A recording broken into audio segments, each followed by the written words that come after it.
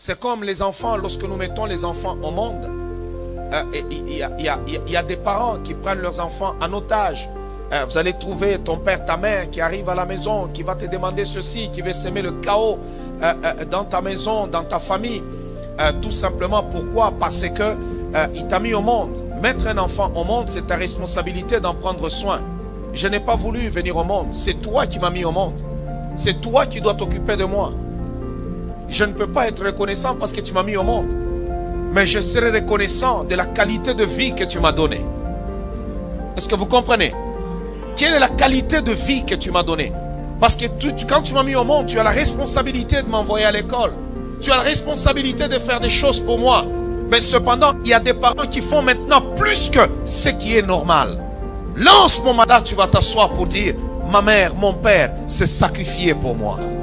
Lorsqu'on met des enfants au monde, c'est notre responsabilité de faire en sorte que ce monde devienne un paradis pour eux. C'est notre responsabilité pour qu'ils vivent mieux, qu'ils soient en paix, qu'ils soient stables, que ça soit correct. C'est notre responsabilité. On ne peut pas leur dire demain, non, écoutez, je t'ai mis au monde, n'est-ce pas? Et tu as fait ceci, oui, tu m'as mis au monde, mais quelle est la qualité de vie que tu m'as donnée? C'est important. Mais il y a des parents qui se sont sacrifiés pour leurs enfants, qui ont voulu donner ce qu'ils avaient de meilleur. Et vous sentez que les enfants le ressentent pour dire, waouh, mon père m'aime, ma mère m'aime beaucoup. Alors, il faut être reconnaissant en retour. Parce qu'ils ont fait plus que ce qu'ils devaient faire. La reconnaissance.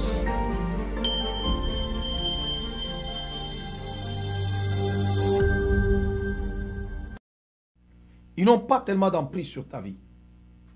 J'ai commencé par dire la fois passée quelque chose de très capital en disant la plupart des gens se préoccupent de beaucoup de choses. Il y en a qui pointent les autres le doigt pour dire que vous êtes responsable de mon malheur, mais cependant, ils ont fait des choses dans leur vie eux-mêmes qui ont été la cause de leur malheur. Il y en a qui ont commis des péchés et ces péchés ont été des choses qui ont ouvert les portes démoniaques. Ils ont commis des choses horribles qui ont ouvert les portes démoniaques. Écoutez, il y a des choses dont je disais la fois passée, tu peux être là, tu dis Seigneur, pardonne-moi, Dieu te pardonne et tu marches. Mais quand tu as commis des choses, de la perversion, des choses contre nature, tu as commis un meurtre, tu as fait des choses terribles, mais bien aimé dans le Seigneur, ce n'est pas dans ta chambre, tu vas être là, tu dis Seigneur, pardonne-moi et puis c'est fini. Non, il y a des choses qui bloquent la vie de l'homme. Il y a des choses qui bloquent la vie de l'homme. Qui bloquent la vie de l'homme. Qui ouvrent parce que c'est contre nature. Alors quand tu les fais, automatiquement, ça ouvre les portes de l'enfer. Regardez, une fois dans la parole de Dieu, Israël était allé à la guerre. Israël va à la guerre, il se battait, je crois, avec un roi syrien ou assyrien, des choses comme ça. Et pendant qu'il se battait avec ce roi-là, ils étaient là, les autres campaient, et les autres aussi campaient de leur côté. Et nul ne pouvait s'approcher. L'autre roi a vu que la guerre était devenue difficile. Qu'est-ce qu'il a fait? Il a amené son propre fils, qui était l'héritier de son trône.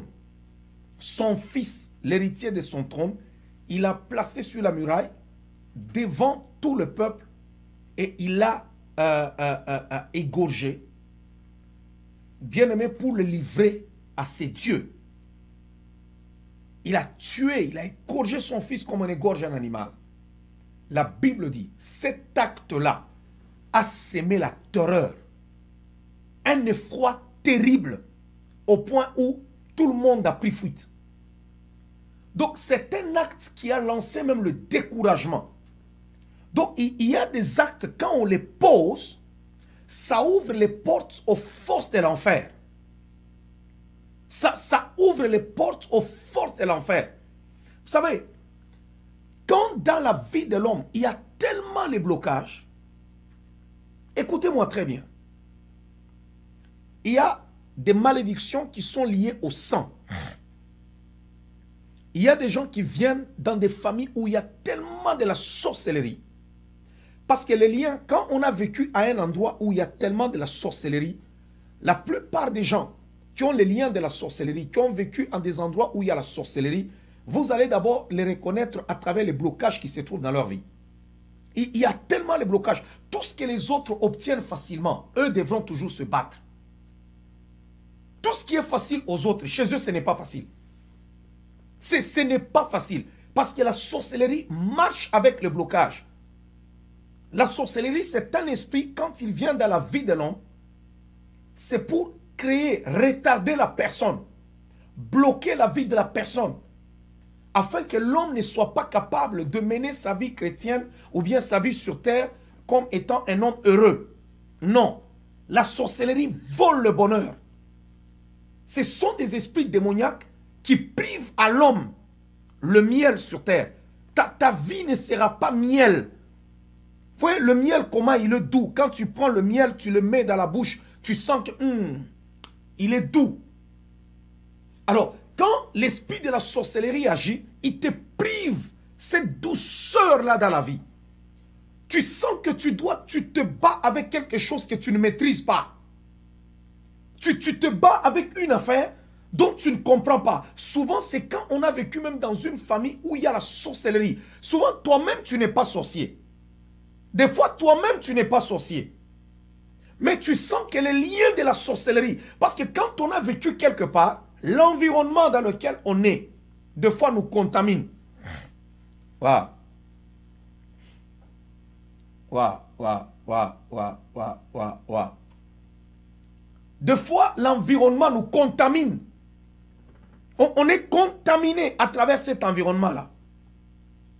Vous savez, quand tu as été dans un environnement où les gens ont toujours réussi, même si tu es le bourrique de tous ces gens-là qui ont réussi, tu verras que si on te lâche quelque part, tu as des facilités aussi à réussir. Pourquoi? C'est à cause de l'environnement. L'environnement te permet d'aller de l'avant. Alors, des fois, on a vécu dans des environnements compliqués, dans un environnement difficile, où vous sentez que le lien de la sorcellerie contrôle tout, ça tient tout. Alors, ça devient difficile de fois pour un individu de décoller. Il y a des gens, quand vous les approchez, vous sentez qu'ils sont intelligents. Intelligents. Mais cependant, dans la vie pratique, réelle, ils ne parviennent pas de décoller. C'est difficile. Eux-mêmes, ils ne comprennent pas. Et il y en a, il peut même t'aider à trouver un emploi. Il peut t'aider, te connecter à quelque part. Il a des contacts dont lui-même ne peut pas bénéficier. Mais si toi, tu entres dans ces contacts, tu en bénéficies même plus que lui. Waouh. Waouh. Oh, continuez à partager. C'est une émission qui va libérer beaucoup de vies aujourd'hui. Vous savez, 1 heure avec le révérend Paul Mukendi, c'est un moment de partage. Où je suis en train de partager avec vous en tant que serviteur de Dieu, en tant que pasteur, en tant qu'homme de Dieu, des expériences spirituelles et ce qui se passe dans les vies des gens en tant que pasteur. Parce que la plupart des gens, ils lisent seulement la Bible et écoutez, ils ne comprennent pas que au-delà de ce que nous pouvons lire, il y a une vie. Donc, dans la parole de Dieu, quand on nous explique, par exemple, les actes des apôtres, il y a ceci, on nous explique. Maintenant, en tant que pasteur, il y a des réalités qui sont tout autres. Il y a des réalités qui sont tout autres. Alors, il ne faudrait pas qu'on reste avec un Dieu qui est beaucoup plus intellectuel, qu'on a compris comme on a compris les maths à l'école, comme on a compris notre cours d'histoire, et Israël devient comme un autre cours de géographie. Non, nous sommes en train d'appliquer ces choses sur le plan maintenant réel, pratique. Comment vivre notre foi? Comment expliquer que la chrétienté ou la foi chrétienne, qui est une foi qui doit démontrer la puissance de Dieu, mais cependant ceux-là qui vivent leur vie chrétienne sont assis comme dans l'abaissement. Ils sont dans l'opprobre. Beaucoup de chrétiens sont dans l'opprobre. La plupart ne savent pas aujourd'hui dire Dieu, tu es capable. C'est pour cela qu'on voit que beaucoup de chrétiens ont peur des Illuminati, ils ont peur de la Rose-Croix, ils ont peur de la franc-maçonnerie. Pourquoi? Parce que eux, ils ne vivent rien. Ils voient les effets de la sorcellerie, de la franc-maçonnerie, de ceci, de les Illuminati, ainsi de suite. Mais on dirait que la puissance même de la vie chrétienne, aujourd'hui, elle n'agit pas dans la vie de plusieurs personnes. Ils lisent la Bible, on leur parle d'un Dieu qui bénit, mais ceux qui sont en train de vivre sur terrain ou dans la vie, c'est le contraire de ceux qui, de leur croyance. Wow. Voilà le but de mon émission. Pourquoi? Parce que moi, je suis en train d'élever ces dieux-là dans vos vies. Pour vous dire non, voilà la cause. Pourquoi tu n'es pas capable d'aller loin? Pourquoi tu n'es pas capable de vivre les miracles? Pourquoi tu n'es pas capable de vivre la puissance de Dieu? Pourquoi tu n'es pas capable de réussir là où tu es? Pourquoi tu n'es pas capable de voir ceci, cela? Regarde, quelles sont les causes? C'est ça le but de cette émission. 1 heure avec le révérend Paul Mukendi. Ça veut dire que tu viens passer 1 heure avec moi dès que tu quittes cette émission. Lorsque je dis Amen, au revoir, bien-aimé dans le Seigneur, tu sens toi-même qu'il y a des fourmis qui vont commencer à te marcher dans la tête pour te dire, ça te révolte. Ça te révolte pour aller chercher la délivrance. Ça te révolte pour aller chercher Dieu. Lorsque tu m'approches, lorsque tu ouvres ton cœur et tu écoutes pendant que je suis en train de prêcher l'évangile, ça te révolte. Je te présente un grand Dieu pour de grandes choses. Un grand Dieu qui est capable de résoudre tous les problèmes de la vie. Il est capable, c'est Dieu. Les Illuminati sont petits. La franc-maçonnerie, c'est trop petit. Je n'ai pas besoin d'être un franc-maçon pour réussir dans ce monde, mais j'ai besoin de croire en Jésus-Christ comme Seigneur et Sauveur de mon âme. Une fois que je crois en Jésus-Christ, oui, il est le Sauveur. Après maintenant, je peux aussi te faire découvrir Jésus-Christ comme étant le Maître. Vous savez qu'il y a des gens qui ont cru en Jésus-Christ comme étant seulement le Sauveur. Il a sauvé ton âme et tu as la vie éternelle. Mais cependant, il faut passer à cette étape, entrer dans une dimension où les disciples appelaient maintenant Jésus-Christ Maître. Un maître est celui qui nous initie. Il faut que tu parviennes à quelque part où le Seigneur doit t'initier au surnaturel, l'initiation au spirituel. C'est là que les chrétiens sont pauvres. C'est là-bas qu'ils sont pauvres. Si vous voyez dans la Bible les gens comme Simon le magicien, qu'on appelait la bête, cet homme avait déjà envoûté toute une ville. Mais lorsque Pierre arrive, il voit les manifestations du Saint-Esprit. Comment Pierre était en train d'opérer dans la dimension du Saint-Esprit. Simon dit non, non, non, non, non. J'abandonne la magie. Je vais suivre cet homme. Écoutez, vendez-moi un peu ce que vous avez. Comme si le Saint-Esprit était à vendre. Pourquoi? Parce que même la magie qu'il avait, il a trouvé que c'était inférieur par rapport à ce que Pierre était en train de démontrer. C'est ce Dieu-là que je suis en train de prêcher. Le Dieu capable de tout. Le Dieu réel. C'est lui qui a fermé la gueule du lion. Un lion qui avait faim, mais a accepté de jeûner pendant qu'il avait une nourriture en face de lui. Il a jeûné pendant que l'autre était là. Daniel. Le feu qui consumait tout le monde n'a pas été capable de toucher même aux vêtements de Shadrach, Meshach et Abednego. Pourquoi? Parce que le quatrième homme était avec eux dans la fournaise ardente du feu. C'est ce Dieu-là qui a dominé les dieux de l'Égypte dont je suis en train de te parler maintenant.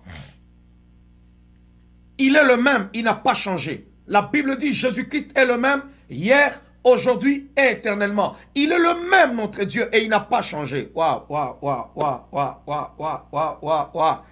Oh, est-ce que quelqu'un peut partager encore? Continuez à partager. N'arrêtez pas de partager. C'est une émission puissante où je suis en train de vous démontrer les causes. Pourquoi la vie, le Zoé, le Zoé, la vie de Dieu ne coule pas tellement dans tes veines. Pourquoi il y a tant une opposition? Pourtant, tu as déjà donné ta vie à Christ. Mais pourquoi tant de résistance? Waouh, waouh, waouh, waouh. La plupart des combats de l'homme, ce qui l'empêche d'avancer, c'est ce que l'homme a fait et son origine. Il y a d'abord l'origine de l'homme et ce que l'homme a fait. Ce sont les deux éléments majeurs dans la vie de l'homme qui pourront vraiment lui pourrir l'existence. Regardez.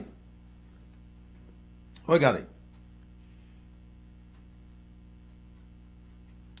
Lorsque vous lisez la parole du Seigneur, vous voyez un homme comme une femme, comme Esther, dont nous parlons, Esther, Esther, Esther, Esther. La faveur de Dieu qui était sur Esther, qui était orpheline, adoptée, esclave, mais qui a brisé toutes les choses pour aller dominer et à devenir reine, chose qui était hier impensable même dans sa vie. Elle a juste eu une information et aucune force ne pouvait la retenir. Regardez. Ce qui pouvait empêcher à l'étoile d'Esther de briller, c'est seulement les esprits de famille. Or, dans sa famille, elle n'avait pas un problème. Si dans ta propre famille, il n'y a pas de problème pour que tu domines, sache qu'il n'y aura pas de problème pour que tu sois en paix et pour que ton étoile brille. Waouh. Waouh. C'est d'abord son oncle lui-même qui est venu lui donner la nouvelle. Écoute petite, il y a une affaire qui se passe là-bas au Palais Royal. Tu es belle. Je pense que toi aussi tu dois aller dans ces compétitions-là. Allons-y. Imaginez-vous qu'un membre de ta famille a cette nouvelle-là. Il commence d'abord à réfléchir pour dire comment je vais donner ça à l'autre. Donc elle va devenir reine. Et ainsi de suite. Regardez ce qui s'est passé. Le combat qui a commencé d'abord dans la vie de Joseph. Ce n'était pas les Égyptiens, le combat. Ce n'était pas les Ismaélites, le combat. Ce n'était pas même la maison de Potiphar, le combat. Le combat a commencé d'abord dans sa maison où ses frères lui disent, qu'est-ce que tu veux dire? Donc toi, tu régneras sur nous? Déjà, dans ta propre famille, on refuse que tu règnes. Sache que tu ne régneras pas si tu ne parviens pas d'abord à vaincre le combat de famille. Tu ne régneras pas. Wow. Alors, la chose principale que je suis en train, c'est un enseignement très profond. J'ai besoin que vous puissiez me suivre très bien, m'écouter très bien. C'est très profond ce que je suis en train de dire pendant ce moment. Très profond. C'est pour cela que vous devez partager, parce que beaucoup de gens qui vivent une vie malheureuse doivent écouter cet enseignement. La plupart des gens qui vivent des vies malheureuses, ils sont à l'église, ils sont en train de prier, ils sont en train de jeûner. Il y en a qui se disent, Seigneur, j'ai tout fait, j'ai donné mes dîmes, j'ai donné mes offrandes, j'ai fait ceci. Mais je ne vois pas encore qu'est-ce qui se passe. Non. Soit ce sont des choses que tu as fait toi-même dans la vie, tu as touché à des histoires, tu es entré dans les maisons des féticheurs, ça a bloqué ta vie. Quand on foule les pieds, ça bloque la vie. Il y a des gens qui sont allés voir des gens qui lisent des bonnes aventures dans les mains, ils leur ont donné la main, on t'a regardé dans la main, on a lu même dans ta main, on t'a prophétisé, on t'a parlé. Bien aimé, moi je peux donner ma main à ces gens-là qui disent des bonnes aventures, ils ne seront pas capables de lire ma destinée, parce que ma vie est cachée maintenant en Christ. Si toi, tu es capable d'aller appeler tous ces gens-là qui lisent dans la main, qui peuvent voir, qui ont des cartes et ainsi de suite, qui peuvent lire aussi ton avenir, ça veut dire qu'en ce moment, je doute encore bien de ta vie là. Je doute encore bien. Il y a des gens qui ont eu des pratiques contre nature. Il y a des gens qui ont même pratiqué la zoophilie. Il y en a qui ont fait des pratiques comme ça, avec des animaux.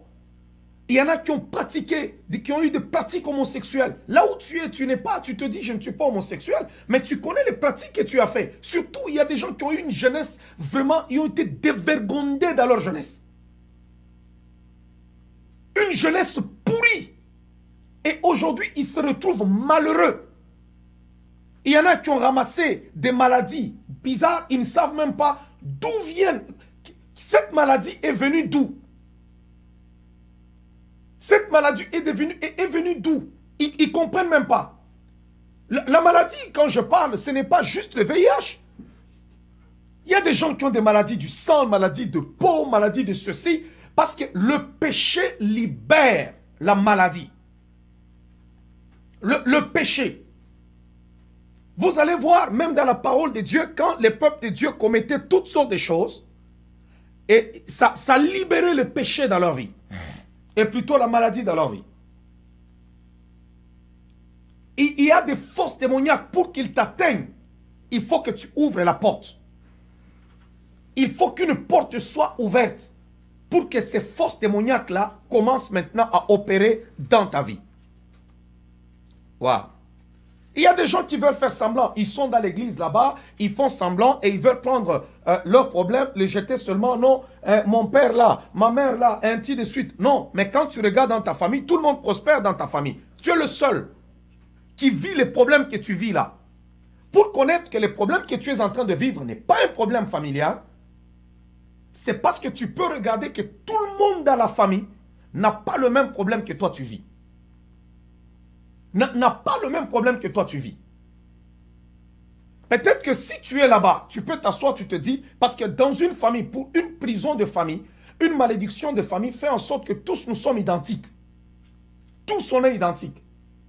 Il y a des gens qui ont réussi dans la famille, mais tous ils meurent toujours jeunes. Ils sont identifiés par le même problème. Ou bien dans leur famille, ils doivent toujours enterrer. Le frère a déjà perdu un de ses enfants. L'autre aussi a déjà perdu l'un de ses enfants. Toi aussi, ça arrive, tu as perdu l'un de tes enfants. Et ainsi de suite. Tu comprends que ça, c'est une affaire de famille. Il y en a d'autres, c'est le divorce. Ils ont étudié, ils ont réussi, ils ont fait ceci. Mais ils doivent toujours divorcer. Parce que le divorce déstabilise l'homme. Quels que soient les moyens financiers que tu peux avoir, le divorce apporte l'instabilité. Ça apporte l'instabilité dans la vie de l'homme.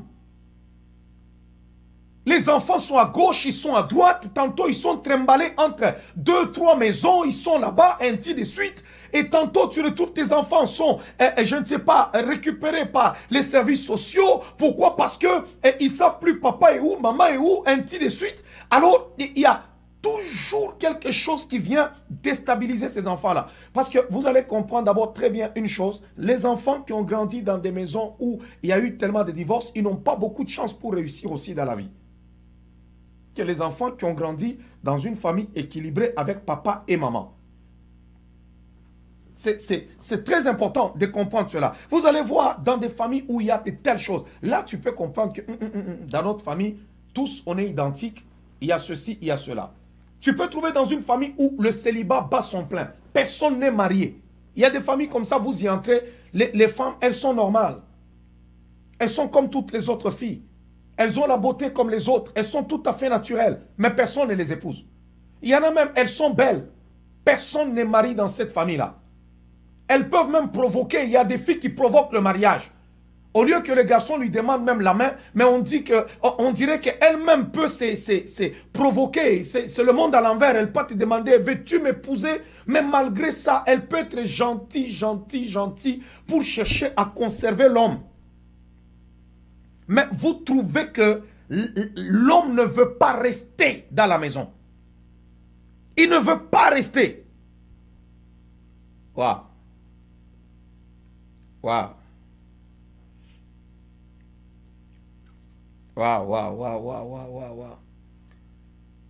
Je pense que le Seigneur est en train de libérer la vie de quelqu'un. Partagez maintenant, partagez. Il y a des familles, vous y entrez, vous trouvez que tout le monde a la même maladie. Il y en a d'autres. Tout le monde n'a pas la même maladie. Mais vous allez trouver que, au moins, quelqu'un dans la famille a toujours une maladie bizarre. L'autre peut avoir le cancer. L'autre a un problème, je ne sais pas, lié au ventre. L'autre a un problème, je ne sais pas, lié, je ne sais pas à quoi. L'autre peut avoir un problème, il a attrapé le VIH. L'autre a un... C'est toutes sortes de maladies, même les maladies dont tu ne connais pas encore le nom, ça sera sur lui. Où les médecins se disent même non, on ne connaît pas encore ces virus. On doit étudier pour connaître c'est quoi. Alors tu t'assois, tu dis, mais Seigneur, j'ai toujours adoré ton nom, qu'est-ce qui se passe? Là, en ce moment-là, on doit chercher la délivrance des problèmes de famille. Mais il y en a d'autres qui eux-mêmes sont allés se chercher des choses. Ils ont pratiqué des affaires. Il y a des gens qui ont eu une jeunesse pourrie. Si c'est ce que les gens appellent jeunesse aujourd'hui, et il faut en profiter. La jeunesse, il faut en profiter. Profiter quoi? Profiter quoi? Ça amène des liens, ça amène des problèmes, ça amène des complications. Et les gens sont en train de dire profiter de la jeunesse. Profiter quoi? Ça ouvre les portes à l'enfer. Et l'enfer s'introduit maintenant dans nos vies. Et le diable commence à agir et à opérer tellement de choses dans la vie de plusieurs personnes. Alors, il faut comprendre d'abord une chose qui est très capitale aujourd'hui que vous devez comprendre. Pendant que je parle, n'arrêtez pas de partager, n'arrêtez pas de partager. Que Dieu vous bénisse pendant que vous êtes en train de partager. Que le Seigneur vous bénisse encore abondamment, qu'il vous bénisse, qu'il vous bénisse, qu'il vous bénisse.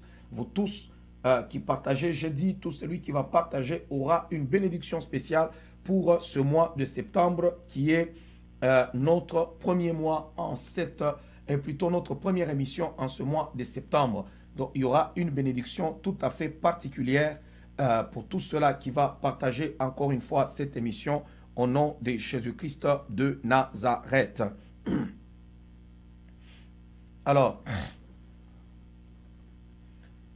là, je suis en train de parler d'abord, c'est là que j'ai donné l'exemple, je dis, ne pointez pas seulement les doigts sur les autres pour qu'ils puissent porter le fardeau de vos problèmes. Il faut être responsable dans la vie. Quand une personne échoue, il cherche toujours un coupable. Il ne faut pas chercher seulement des coupables, cherche plutôt à être délivré. C'est à ce niveau-là que tu peux même voir certaines choses que tu as ignorées dans ta vie que tu avais fait.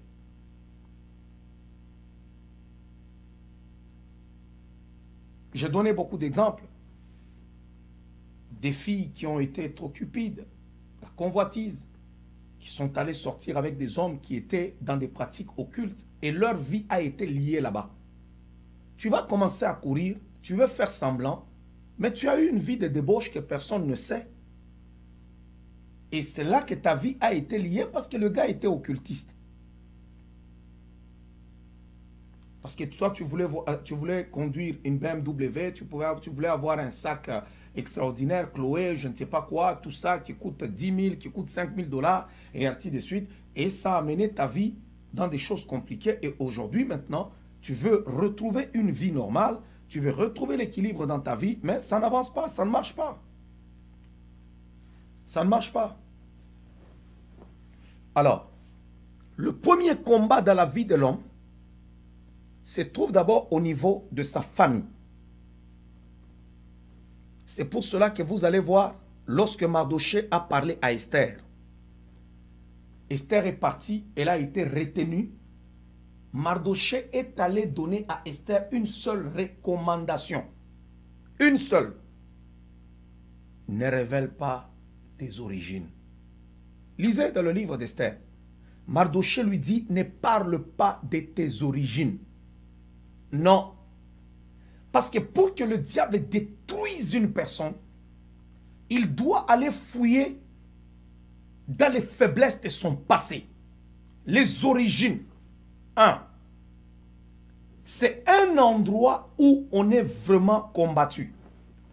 Alors, si tu n'as pas d'abord vaincu le Hérode de ta famille, tu ne seras pas capable de vaincre ce qui t'attend dans la vie. Ce que nous attirons dans la vie, c'est les combats qui ont commencé déjà dans la famille.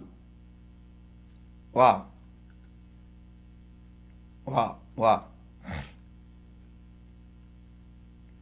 Il faut d'abord gagner et triompher dans la famille. Regardez d'abord dans la famille où David, lorsqu'il arrive, on l'a disqualifié. C'est dans sa famille. Son propre père, un prophète arrive. Le prophète lui dit, je viens chez toi et amène-moi tous tes fils. Que tous tes enfants soient là. On invite tous les enfants, mais David, on le laisse. Et regardez même le combat qu'il y avait lorsque David arrive sur le champ de bataille. Tout le monde pouvait lui répéter, malgré qu'il était jeune. Tout tout le monde répétait ce que ce Philistin disait et ce que le roi allait faire. Mais c'était seulement son propre frère. Quand il l'a vu, il l'a méprisé, il l'a trouvé enfant et lui dit, je connais même la malice de ton cœur, c'est pour la guerre que tu es ici, tu veux voir la guerre. Alors, c'est pour cela que la Bible déclare que lorsqu'on l'avait oint comme roi, la Bible déclare Samuel a oint David au milieu de ses frères. C'était au milieu de sa famille que David a reçu l'huile d'onction. Il n'a pas reçu l'huile là-bas en train de garder les moutons. Il n'a pas été oint en cachette. David a été oint au milieu de ses frères. Il a maîtrisé, dompté cet esprit qui lui faisait la guerre dans la famille, qui pouvait le disqualifier. À chaque fois qu'il y avait des opportunités, on permettait à tout le monde, mais sauf à lui. Preuve en est que presque la majeure partie des fils d'Isaïe étaient dans l'armée, mais lui était gardien des moutons. Ça veut dire que les autres peuvent être des généraux, les autres peuvent être des capitaines, les autres peuvent être des colonels et des majors, mais toi, tu resteras gardien des moutons. Alors, si dans ta famille d'abord, on a déjà fait de toi gardien des moutons, même psychologiquement, on a déjà dit que toi, tu ne peux pas réussir. Et je t'assure que pour que tu réussisses dans la vie, il faut d'abord commencer par vaincre cet esprit-là qui a commencé par te disqualifier dans ta propre famille. C'est pour cela que Dieu a fait que Isaïe appelle tous ses fils, personne.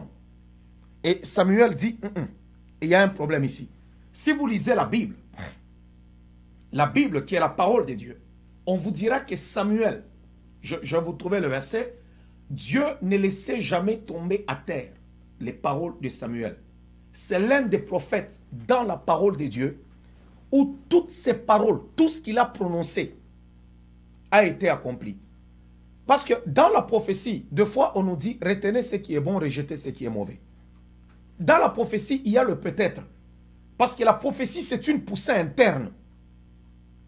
Des fois, le prophète peut te prophétiser aussi certaines choses selon son état d'âme, selon ses émotions, selon ce qu'il vit,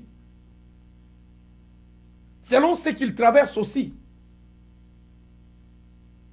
selon ce qu'il traverse. Mais quand on trouve un homme comme Samuel, je vais vous lire le verset. Le verset.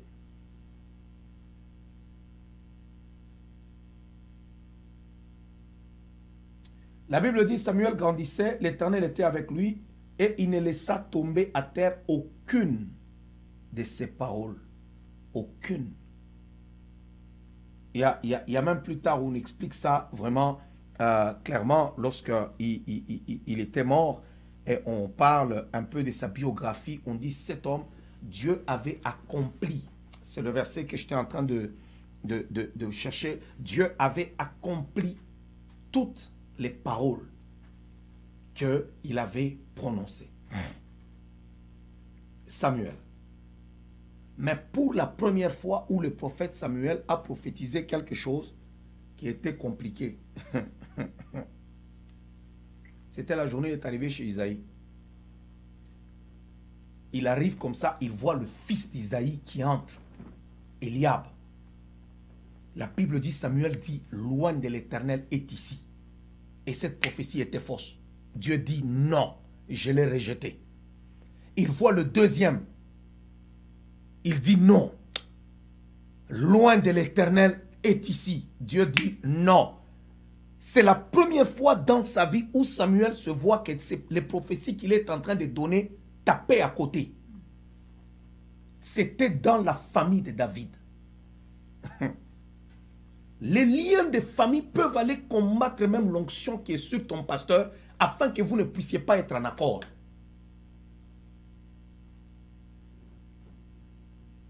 Ça compliquait la vie à l'onction qui était sur Samuel.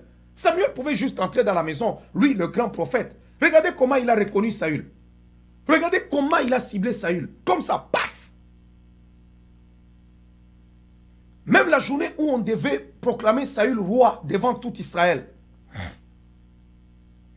Pendant que tout le monde était en train de le chercher, il a même prophétisé le lieu sur lequel il était. Il dit allez le tirer là-bas. Mais ce jour-là, dans la maison d'Isaïe, il y avait tellement un lien terrible parmi les fils d'Isaïe et David avait un problème. Il ne peut pas régner là-bas. Donc quand le prophète entre même dans la maison, l'onction est perturbée. Il veut donner la royauté à quelqu'un d'autre que Dieu n'avait même pas choisi. Si Dieu n'était pas intervenu, on allait oindre Élia. On allait le oindre là, sur place. Pendant qu'il s'est préparé pour essayer de le oindre, il a même dit dans la maison, certainement, loin de l'Éternel est là. Il dit au Père, non, non, non, non, non. Ça, c'est vraiment le loin de l'Éternel. Ça, c'est terrible. C'est là qu'il entend la voix de Dieu qui lui dit, écoute, arrête-moi cette histoire-là. Je l'ai rejeté. Ne pas dire c'est pas lui, non. Lui aussi, je l'ai déjà rejeté. Un homme rejeté. Comment peut-il aimer que David règne? Waouh. Waouh. Waouh. Oh, est-ce que quelqu'un m'entend? Quelqu'un m'entend? Quelqu'un m'entend? Quelqu'un m'entend? Je suis en train de parler des liens de nos origines. Ce qui se passe dans nos origines. Ce qui se passe dans nos origines. Ne négligez pas ce qui s'est passé dans vos maisons. Ce qui s'est passé au commencement. Lorsque l'histoire de ta vie a commencé. Ne néglige pas cela. Parce que le jour même de la naissance, c'est un jour à ne pas négliger. Ce n'est pas pour rien que dans la Bible, on nous disait toujours, Jésus-Christ était né au temps du roi Hérode. Tel était né au temps de ceci. Parce qu'on veut expliquer l'esprit qui régnait et qui gérait en ce temps-là. Quel est l'esprit qui a régné pendant la période de ta naissance? Waouh! Qui sera la première personne à accueillir la nouvelle de ta naissance? Qui sera la première personne à prononcer les premières paroles sur ta vie à ta naissance? Ce n'est pas pour rien que lorsqu'on a pris Jésus-Christ, la Bible dit, il ne fut trouvé de lui, il ne fut pas trouvé pour lui des places dans l'hôtellerie, pour eux. Marie est allée accoucher seule dans les étables.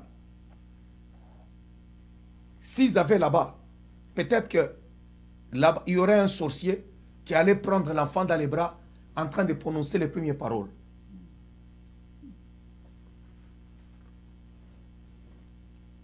Les anges sont venus prononcer les premières paroles, chanter pour la naissance de cet enfant, avant même que les mages n'arrivent. Parce que la naissance de cet enfant est allée attirer les mages. De là où ils étaient. Waouh. Waouh, waouh, waouh, waouh, waouh, waouh, waouh, waouh. Je ne sais pas si quelqu'un me comprend. Là où tu es, je ne sais pas si tu me comprends. La naissance d'un enfant, c'est un message. La naissance d'un enfant, c'est un message. Chaque naissance, c'est un message qui est véhiculé. Parce que nous venons de l'éternité avec notre mission. On ne vient pas recevoir la mission sur terre. La mission que nous avons ici sur terre, nous la recevons déjà depuis l'éternité. C'est depuis l'éternité que nous avons notre mission. Waouh.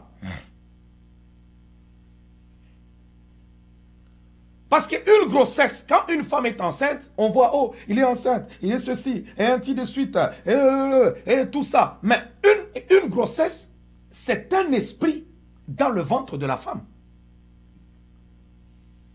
La grossesse, au-delà de tout ce que vous pouvez aller voir, je ne sais pas comment vous appelez ça, quand vous allez à l'hôpital, à l'échographie.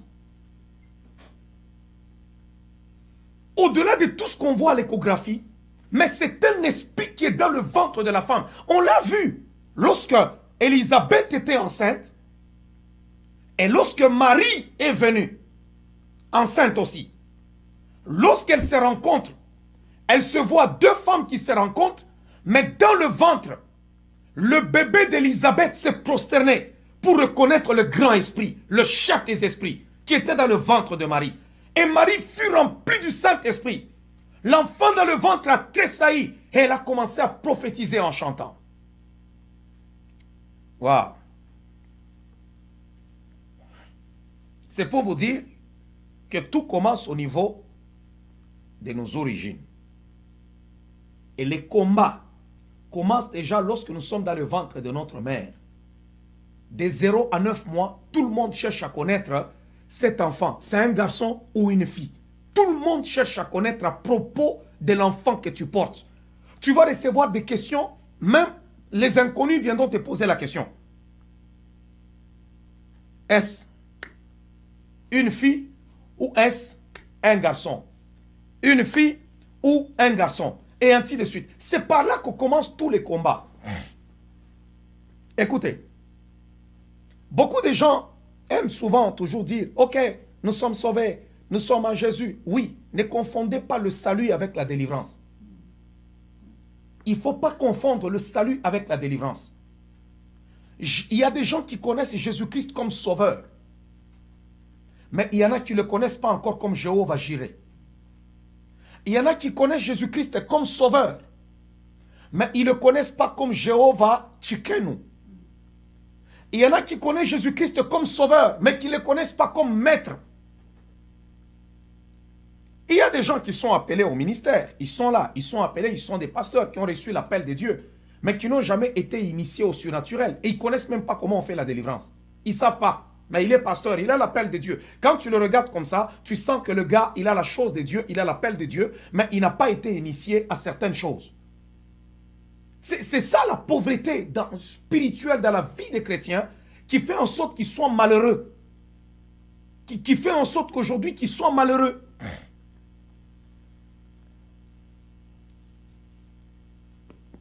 Wow. Dans cette Bible, il n'y a que deux personnes. Deux. Paul et Moïse, qui ont connu Dieu par révélation, sans que personne ne leur enseigne certaines choses. C'est pourquoi Moïse nous a écrit les Pentateuques, qui sont les 5 premiers livres de la Bible. Genèse, Exode, Lévitique, Nombre, Deutéronome. C'est Moïse qui les a écrits.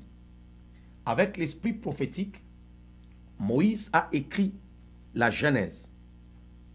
Il a écrit pour dire, au commencement, Dieu créa les cieux et la terre. Cet homme est resté avec Dieu 40 jours, 40 nuits. Cet homme a parlé tellement avec le Seigneur. Il a eu des expériences terribles, ce Moïse-là. C'est le premier. Le deuxième, dans le Nouveau Testament, c'est l'apôtre Paul. Paul, qui lui, il dit, lorsqu'il a plu de celui qui m'avait mis à part, dès le sein de ma mère, de révéler en moi le mystère de son Fils, je n'ai consulté ni la chair et le sang. Donc Paul n'a pas consulté la chair et le sang. Mais il dit, c'est par révélation. Pendant 3 ans, il est parti en Arabie. Au même lieu où Moïse avait reçu la révélation, il est allé aussi dans le désert pour recevoir la révélation. C'est pourquoi Paul était capable de dire, ça, toutefois, ce n'est pas le Seigneur, c'est moi. Même les pierres qui ont eu Jésus-Christ en chair et en os n'ont pas écrit certains mystères comme Paul a écrit. Pierre et les autres apôtres ont connu Jésus-Christ à la chair. Quand bien même ils l'ont vu ressusciter, mais Paul, lui, il a connu Jésus-Christ ressuscité, révélé, établi dans sa gloire. Et le Seigneur s'est révélé à lui. C'est là qu'il dit, à moi aussi, il m'est apparu comme un avorton. Alors, c'est très important de comprendre ces choses que je suis en train de dire. Tu ne peux pas juste te lever un matin et dire non, moi, il y a ceci, il y a cela, je connais ceci, ou bien il y a des églises où on ne veut même pas parler du Saint-Esprit. Si tu arrives là-bas, tu parles en langue, on dirait que tu es un monstre. On te regarde comme quelqu'un qui vient d'une autre planète, mais cette église-là se prend pour être une église de Dieu. Waouh. Waouh. Waouh. Waouh.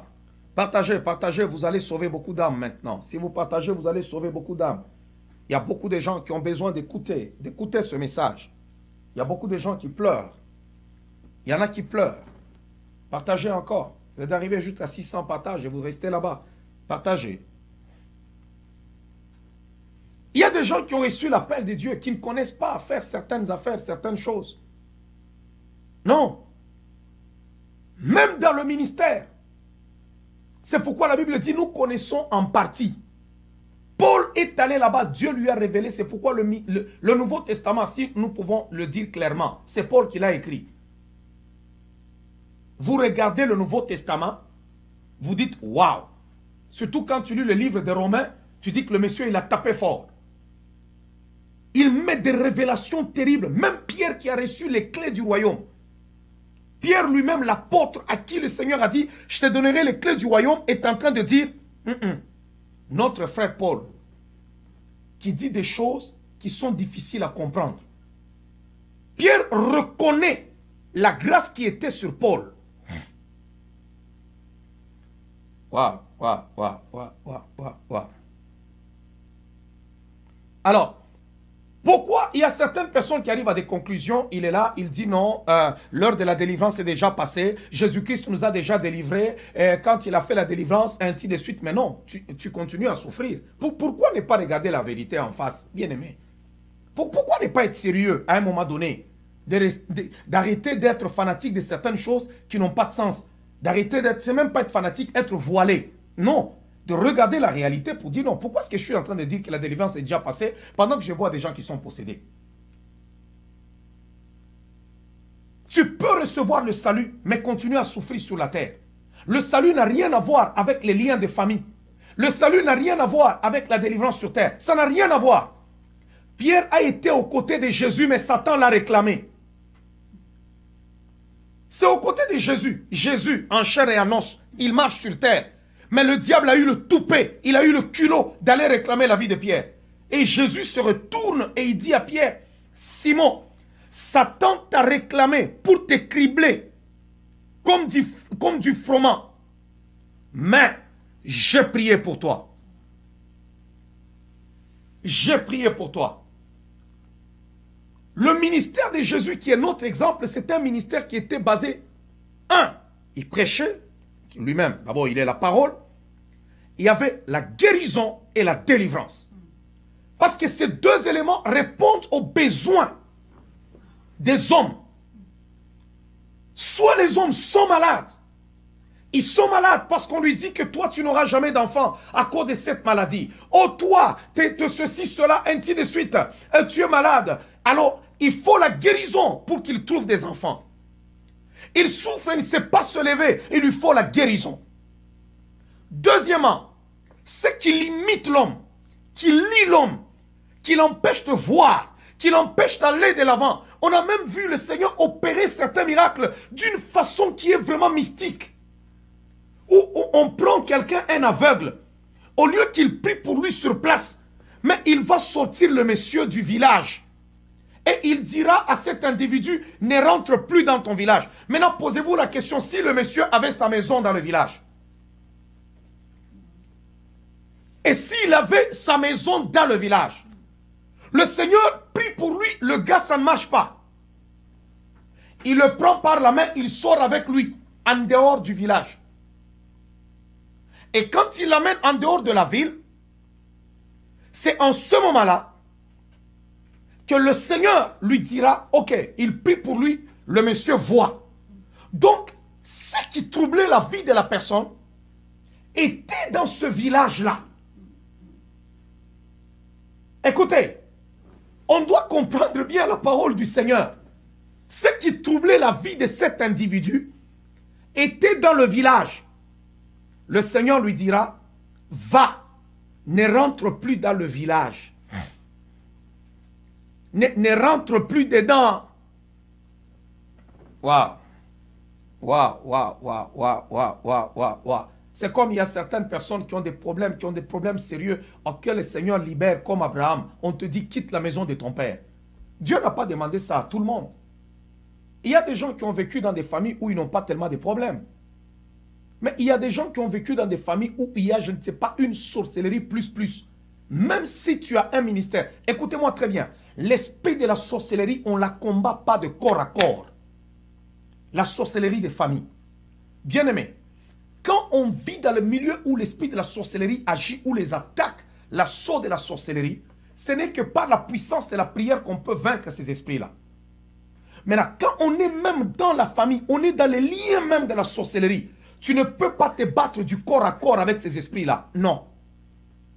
Sors dedans et commence maintenant à te battre. Tu réussiras. J'ai vu des ministères qui ont été chiffonnés parce que les gens ont été têtus. Ils ont voulu pas parler de certaines choses, tout ça. J'ai vu des serviteurs de Dieu mourir prématurément. On les a vus, les autres qui sont morts d'une façon prématurée. On a vu d'autres où le ministère a séché. Séché. Vous savez, combattre les liens des familles n'est pas facile parce que c'est des choses qui touchent vraiment nos émotions. C'est des gens qu'on aime. Se séparer de sa famille n'est pas une chose facile parce que ce sont nos souvenirs. Ce sont nos souvenirs. Quand on rencontre un étranger, on doit calculer qu'est-ce qu'on doit dire, qu'est-ce qu'on ne doit pas dire. Mais quand on rencontre un membre de notre famille, on a à se dire parce qu'on a vécu ensemble. On a été punis ensemble. On a été là-bas. Quand on se sépare de sa famille, on perd une partie de notre vie. On cherche à se retrouver. C'est pour cela que vous allez voir, quand quelqu'un se sépare, il cherche encore à rentrer dedans. Dieu prend Pierre, il libère et il le fait apôtre des Juifs. Il prend l'apôtre Paul, il le sort, il fait de lui un apôtre des païens. Va vers les païens. Paul est sorti.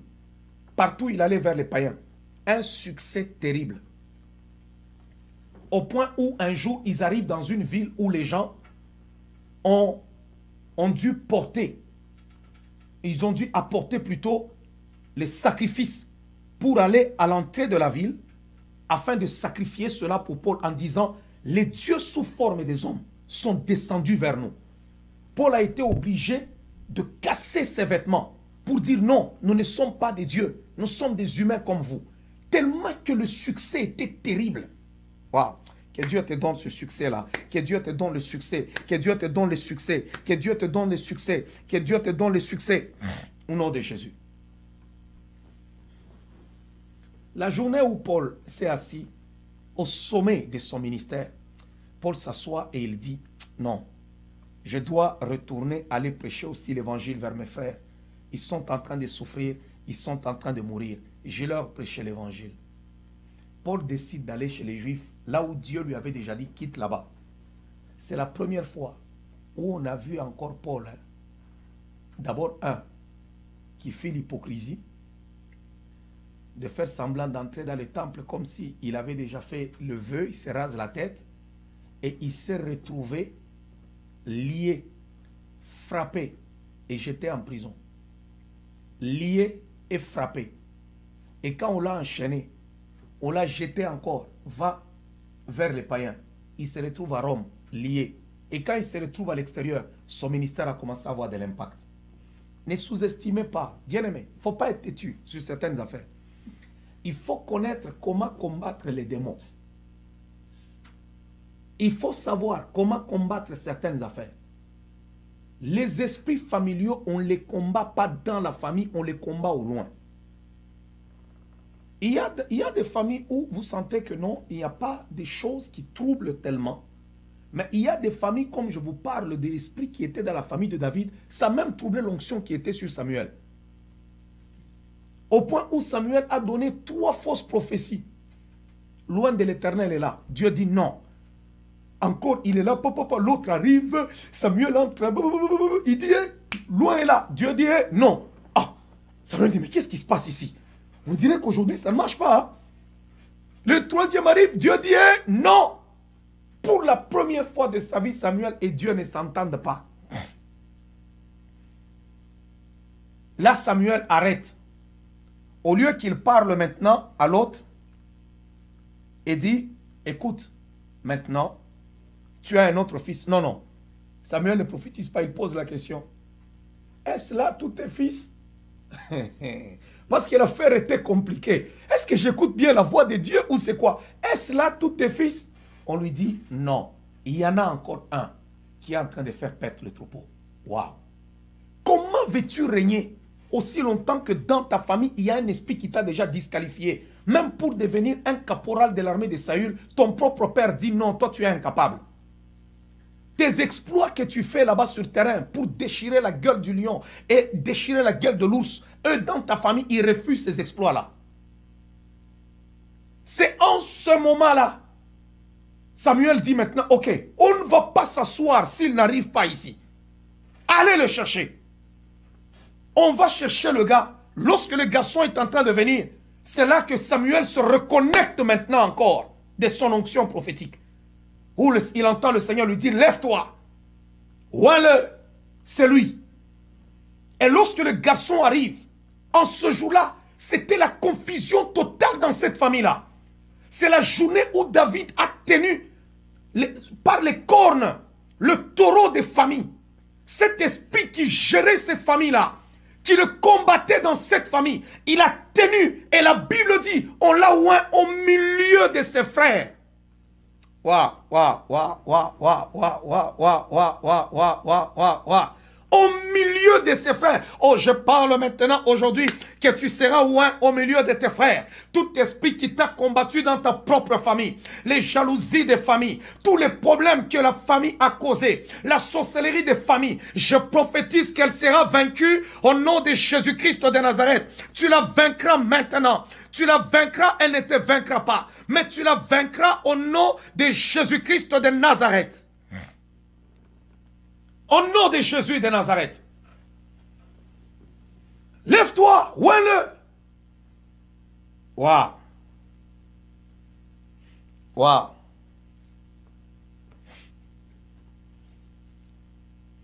Waouh. J'espère que là où tu es, vous êtes en train de me suivre. Vous êtes en train de m'écouter et de comprendre le message que je suis en train de vous donner maintenant. Je suis en train de vous parler de toutes ces choses pour vous dire que chaque fois que vous priez, il faut toujours penser au lieu de votre naissance. Il y a des choses qui se sont passées là-bas. Il y en a au moment de ta naissance, c'est au moment où, paf, ton père et ta mère ne s'entendent plus et ils divorcent. Au moment de ta naissance, c'est au moment où on conteste la paternité. Où tu vois les gens s'élèvent, il y a un désordre qui arrive là-bas. Au moment de ta naissance, c'est au moment où il y avait la guerre. Au moment de ta naissance, au moment où on a promulgué une mauvaise loi. Au moment de ta naissance, au moment où il y avait ceci, cela. Tu dois savoir lire l'environnement spirituel qui a accompagné ta naissance pour savoir briser certaines affaires. L'origine. Voilà.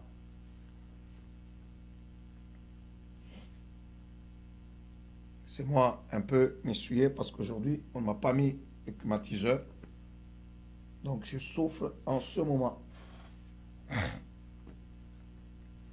Au moment de ta naissance. Voilà. Tout pouvoir démoniaque, toutes les forces de la sorcellerie n'aiment pas le changement. Le diable n'aime pas le changement. Il n'aime pas. C'est pour cela que quand Dieu veut commencer à t'utiliser pour apporter le changement, pour que tu sois différent par rapport aux autres membres de la famille, le combat commence. Ton combat ne commence pas à l'extérieur, ton combat commence déjà au niveau de la famille. Les mages ont dit quoi? Nous avons vu son étoile. On a vu son étoile. Deux fois, le message que notre naissance doit véhiculer attire déjà les problèmes qui lui sont propres. C'est pourquoi vous allez voir l'enfant Moïse a attiré la fille de Pharaon. On l'a jeté sur l'eau, mais il attire la fille de Pharaon. C'est à l'heure que la fille de Pharaon sort aussi pour aller se baigner. Waouh. Oh, sois libéré maintenant, sois libéré au nom de Jésus. Sois libéré. Sois libéré. Sois libéré au nom de Jésus. Il y a des gens où l'étoile de leur vie a été perdue à cause des combats qui sont liés à leur enfance. On a vu cela avec Jésus-Christ. Si nous pouvons prendre ça sur le plan spirituel, Jésus-Christ arrive comme ça, paf. Tellement que le combat était compliqué, Hérode le cherche par là, et les mages passent par ici, et ainsi de suite. Et la Bible dit, l'étoile a disparu. L'étoile a disparu. Pour que l'étoile réapparaisse, il a fallu maintenant, quand Dieu est allé intervenir pour dire aux mages, écoutez, n'allez pas vers Hérode, lorsqu'on renouvelle encore la promesse, il n'y a que dans le Seigneur que nous pouvons retrouver l'équilibre et l'étoile de notre vie. Il y a des problèmes qui sont dans notre vie, dans nos familles, où tu sens qu'on perturbe l'étoile de ta vie.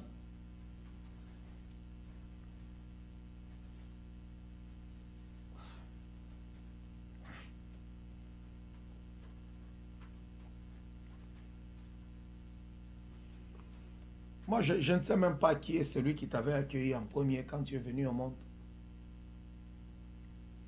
C'est pourquoi Job, dans sa souffrance, Job a maudit même la personne qui était allée annoncer à son père que c'est un enfant mâle qui est venu au monde. Job a commencé à parler du jour de sa naissance, dans sa souffrance. Il a parlé du jour de sa naissance. Pourquoi? Parce que la plupart des combats que l'on peut avoir commencent au niveau de ses origines.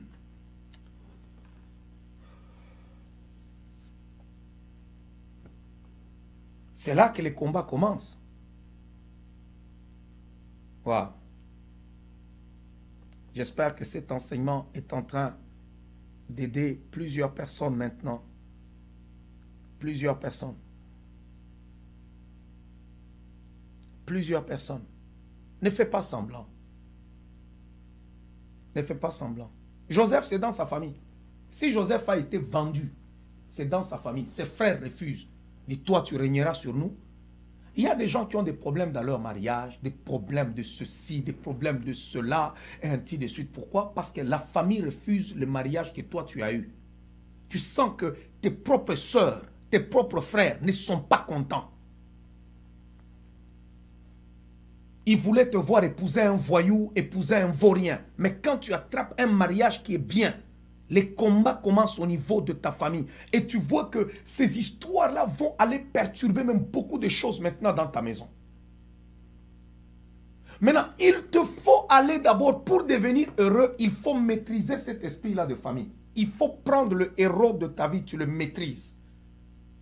Si tu maîtrises Hérode, là ça va. Bien aimé, ne jouez pas avec certains esprits. Il ne faut pas chercher... je vais demander à ce qu'on puisse me mettre quand même... je vais demander... Alors, c'est très important de comprendre cela. Parce que si les héros de ta vie ne sont pas maîtrisés, ça va être difficile. Même Jésus-Christ lui-même. Vous savez ce que Christ a fait? Lorsque Jésus était d'abord enfant, on l'a fait partir. Il est parti en Égypte. À la mort d'Hérode, lorsqu'on a maîtrisé la force qui pourchassait sa vie. Je vais expliquer bien cela demain. Et on va très bien se comprendre pour la gloire du Seigneur. Je vais expliquer cela très bien demain. Pourquoi des fois il y a certaines forces, il faut prendre des distances Il y en a d'autres, nous nous battons, mais il y en a certaines forces, on doit prendre les distances pour vaincre surtout les esprits de nos origines. Parce qu'on ne m'a pas mis l'air climatisé, alors j'ai vraiment chaud, je ne peux pas continuer l'émission. On va continuer demain pour la gloire de Dieu et le Seigneur va faire grâce, va encore nous visiter puissamment. C'est un enseignement très profond et très puissant. Et le Seigneur va accorder à tout un chacun la sagesse pour comprendre les Saintes Écritures. Ne l'oubliez pas, nous serons là demain pour la gloire de Dieu. Et tous ceux-là qui sont connectés, n'oubliez pas aussi de vous abonner sur notre page YouTube et Facebook. Abonnez-vous, ne suivez pas juste l'émission et vous partez. Abonnez-vous en masse pour la gloire de Dieu. Abonnez-vous sur YouTube. Vous êtes nombreux à écouter, à suivre l'émission sur YouTube. Abonnez-vous. Abonnez-vous sur Facebook. Et Dieu vous bénisse. Et on se voit demain. Que la paix de Dieu soit avec vous. Que le Seigneur vous assiste en toutes choses. Et qu'il vous garde. Je vous aime tous de l'amour du Seigneur. Et à demain. Que Dieu vous garde. C'est comme les enfants, lorsque nous mettons les enfants au monde. Il y a des parents qui prennent leurs enfants en otage. Vous allez trouver ton père, ta mère qui arrive à la maison, qui va te demander ceci, qui veut semer le chaos dans ta maison, dans ta famille. Tout simplement, pourquoi? Parce que il t'a mis au monde. Mettre un enfant au monde, c'est ta responsabilité d'en prendre soin. Je n'ai pas voulu venir au monde. C'est toi qui m'as mis au monde. C'est toi qui dois t'occuper de moi. Je ne peux pas être reconnaissant parce que tu m'as mis au monde. Mais je serai reconnaissant de la qualité de vie que tu m'as donnée. Est-ce que vous comprenez? Quelle est la qualité de vie que tu m'as donnée? Parce que quand tu m'as mis au monde, tu as la responsabilité de m'envoyer à l'école. Tu as la responsabilité de faire des choses pour moi.